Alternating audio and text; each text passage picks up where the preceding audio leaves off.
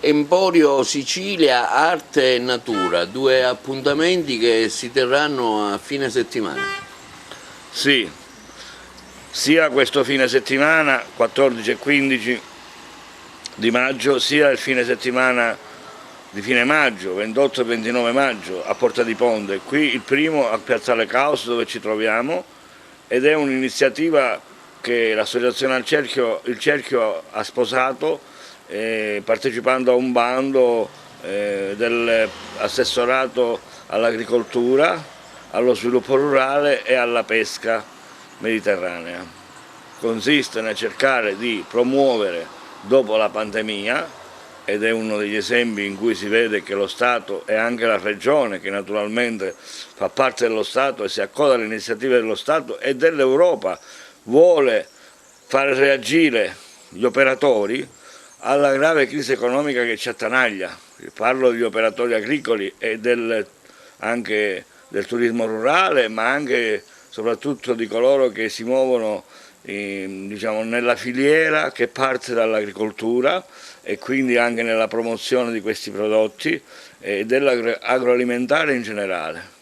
Noi, sull'onda di un'esperienza che avevamo prima della pandemia, noi facevamo una iniziativa al mese, abbiamo sposato, dicevo, questa proposta della Regione e la onoreremo, speriamo nel migliore dei modi, grazie anche a voi e a tutti quelli che in effetti, quindi anche il Comune di Agrigento e tutti gli enti che sostengono il Parco Letterario.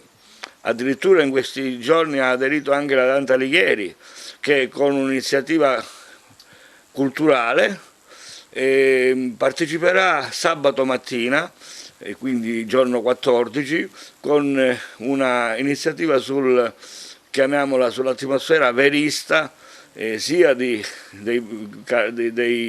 rappresentanti del verismo come Verga, Vita nei campi, e sia di Pirandello, con letture, proiezioni didattiche, ripeto didattiche, come la Giara dei Fratelli Taviani, e quindi inviteremo il pubblico a riflettere su questo problema della nostra identità. Ed è per questo anche che l'assessorato ha fatto questa iniziativa, per promuovere la identità e stabilizzarla. Quindi cosa potranno trovare chi viene, diciamo, a vedere l'iniziativa? Prodotti agroalimentari, ortofrutticoli e anche conservieri, e poi prodotti diciamo, anche dell'artigianato locale a livello regionale, e poi anche prodotti artistici. Infatti l'abbiamo chiamata Arte e Natura perché per noi l'arte è tutto, è l'espressione dell'uomo e quindi dell'uomo e della natura che sostiene l'uomo, con la quale l'uomo deve avere un rapporto di estrema fratellanza, come diceva San Francesco, e non di scontro, come dice Greta Thunberg, perché sennò ne abbiamo poi le cose peggiori.